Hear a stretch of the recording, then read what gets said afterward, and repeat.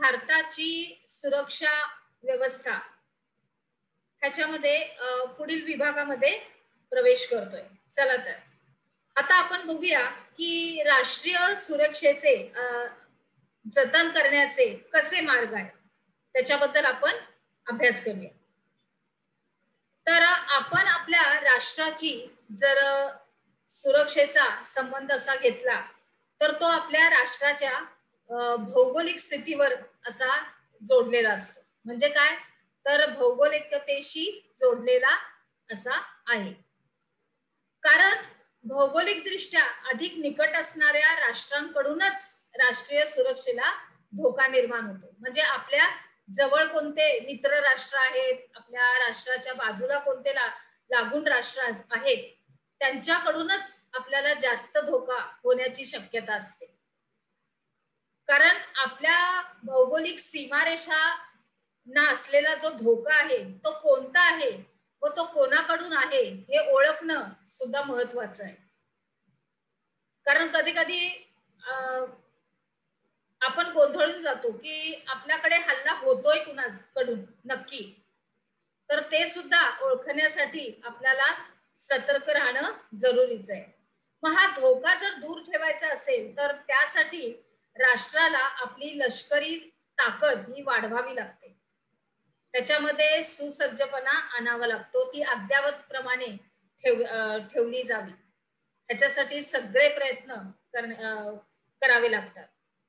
मग त्याच्यामध्ये काय काय आहे समाविष्ट तर सगळ्यात पहिलं म्हणजे आपली आधुनिक तंत्रज्ञानांचा अवलंब करून धोक्याविषयी पहिल्यांदा अंदाज बांधून घ्यायचा की नक्की आपल्याला धोका आहे कुणाकडून. ते एकदा आपल्याला निश्चिती कळाली की मग पुढे शस्त्र निर्मिती, संरक्षण दलाचे आधुनिकीकरण आणि ती अद्ययावत अशी तयार करायची, हे इत्यादी मार्ग अवलंबले जातात. मग पुढे युद्धाच्या मार्गानं आपलं संघर्ष निराकरण करणं आणि राष्ट्रीय सुरक्षेची जपणूक करणं अधिक तणावाचं आणि आंतरराष्ट्रीय शांतता धोक्यात आणणार असतं. म्हणून काय होतं तर काही राष्ट्र अन्य राष्ट्रांचा पाठिंबा मिळवतात, म्हणजे दुसऱ्या राष्ट्रांना सुद्धा त्याच्यामध्ये घेतात आणि त्याच्यानंतर मग राष्ट्रीय सुरक्षेला असणारा हा धोका कमी करण्याचा प्रयत्न करतात. काही तडजोड होते काय, काय बोलून होतंय का, त्याप्रमाणे जसं पूर्वीच्या काळी तह केला जायचा. जसे शिवाजी महाराज जेव्हा युद्धावर जायचे तेव्हा काही काही गड त्यांना परत वापस द्यायला लागायचे. मग ते न भांडण करता न युद्ध करता समोरासमोर बसून किती गड द्यायचे किंवा किती किल्ले द्यायचे हे ठरवूनच मग त्याच्यामध्ये शांतता करायची. त्याप्रमाणे इथं काय आहे तर काही राष्ट्रांचा पाठिंबा मिळवायचा, त्यांची मदत घ्यायची आणि थोडा धोका कमी करायचा. आता तुमच्यासाठी इथे एक छोटीशी फीत आहे की विचार करा आणि तुम्हीच सुचवा. तर शस्त्र सामर्थ्याबाबत सर्व देश हे समान पातळीवर नाही. कुणाकडे शस्त्र सामुग्री जास्त असते, कुणाकडे कमी असते, कुणाकडे अजून अधिक सुसज्ज असे असते. मग आता अशा परिस्थितीत जर आपल्याला शस्त्र कपातीचे धोरण जागतिक पातळीवर राबवायचं असेल तर आपण काय करायचं, त्याच्यावर काय उपाययोजना आहे, ह्याच्यावर तुम्ही विचार करायचा आहे. चला पुढे जाऊया. आता हे तुम्हाला पटतं का बघा की लष्करी ताकद वाढवण्याच्या प्रयत्नामध्ये काही राष्ट्र परस्परांशी शस्त्र स्पर्धा सुरू करतात.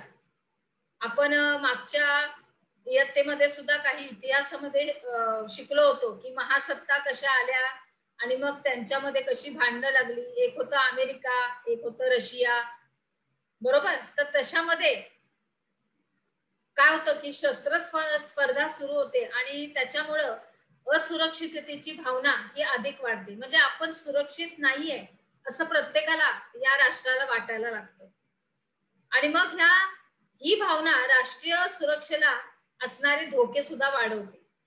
जिथं आपल्याला भीती वाटते किंवा आपल्याला असुरक्षितता वाटते मग तिथं हे धोके वाढले जातात. आणि मग हे टाळण्यासाठी, हे धोके टाळण्यासाठी शस्त्र स्पर्धेची नव्हे तर शस्त्र कपातीची गरज आहे.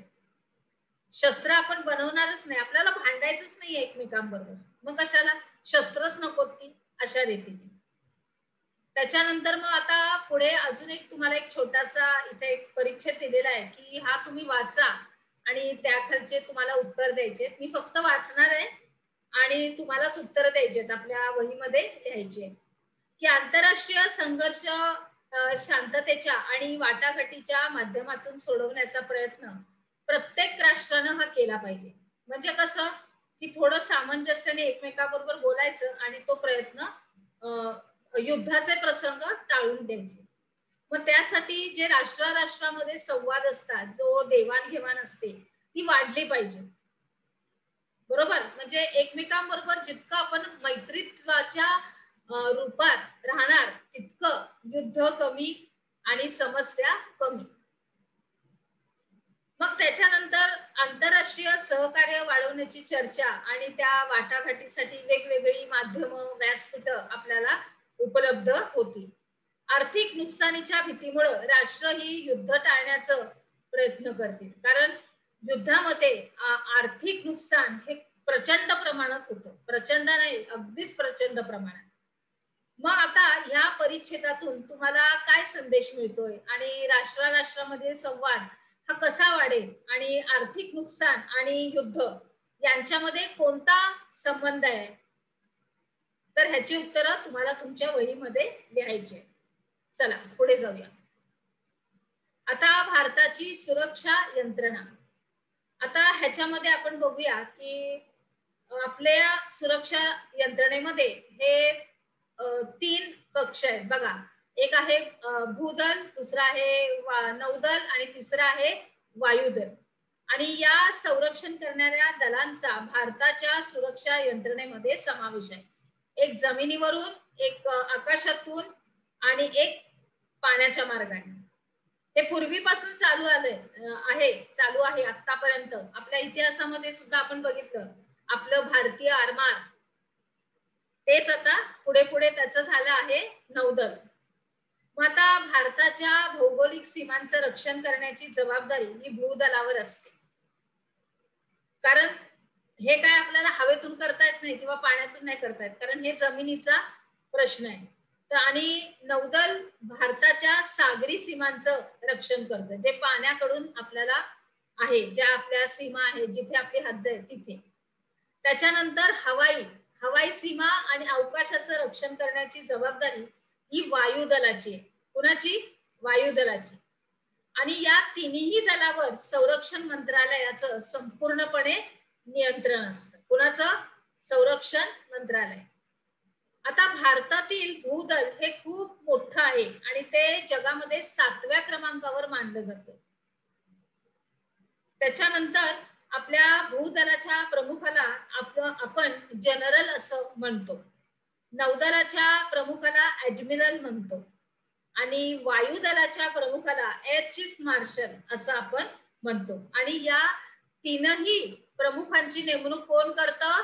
राष्ट्रपती. आपल्या भारताचे राष्ट्रपती करतात. आता भारताचे राष्ट्रपती सर्व संरक्षण दलाचे सरसेनापती म्हणजेच supreme commander of the defence forces असे असतात. मग आता ह्याच्यामध्ये काय काय आहे बघा. आता आपण चित्र पण बघतोय उजव्या बाजूला आपले. त्याच्यानंतर राष्ट्रपतींच्या संमतीशिवाय संरक्षण दलांना युद्ध किंवा शांतते संबंधी निर्णय घेता येत नाही. सगळी सूत्र कुणाच्या हातामध्ये आहेत? राष्ट्रपतींच्या. कारण नागरी सत्तेचं प्रतिनिधित्व हे राष्ट्रपतीच करतात आणि त्याच्यामुळेच लोकशाहीमध्ये नागरी नेतृत्व लष्करी नेतृत्वापेक्षा श्रेष्ठ असं मानलं जातं. आणि मग भारताच्या सुरक्षा यंत्रणेमध्ये हे तीनही संरक्षण दल ही अद्यावत असावीत आणि त्याच्यामध्ये अजून उपाययोजना केल्या जातात, अजून काही नवीनीकरण केलं जातं की जेणेकरून आपल्याला कधीच काही समस्या येऊ नये. आणि त्याच्यामध्ये मग आधुनिक तंत्रज्ञानाचा वापर पण मोठ्या प्रमाणात केला जातो आणि त्याच्यासाठी मग काही संस्था पण निर्माण झाल्या त्या संदर्भाच्या. आणि संरक्षण दलातील ह्या सर्व श्रेणींच्या व्यक्तींना आपलं काम हे उत्तम प्रकारे पार पाडता यावं यासाठी आपल्या देशामध्ये अनेक प्रशिक्षण संस्था सुद्धा आहेत, म्हणजे तिथं या पद्धतीचं शिक्षण सुद्धा दिलं जातं. तर कुठे, तर उदाहरणार्थ आपण बघूया की पुणे येथे नॅशनल डिफेन्स अकॅडमी आहे आणि दिल्ली इथं नॅशनल डिफेन्स कॉलेज इथं आहे. म्हणजे हे दोन नावं इथं दिलेत, अजून आहेत. पुढे आपण काय शिकलो ह्याच्यामध्ये तुम्हाला प्रश्न असे आहेत की राष्ट्राच्या सुरक्षेचा संबंध हा कशाशी जोडलेला आहे. राष्ट्रीय सुरक्षेला धोका निर्माण झाला तर काय करावे लागेल. कोणत्या दलांचा सुरक्षा दलामध्ये समावेश आहे आणि जनरल कोणाला म्हणतात, ऍडमिरल कोणाला म्हणतात, एअर चीफ मार्शल कोणाला म्हणतात आणि या तीनही प्रमुखांची नेमणूक हे कोण करतात. चला तर मग आता आपण आपल्या पुढील विभागाकडे वळूया.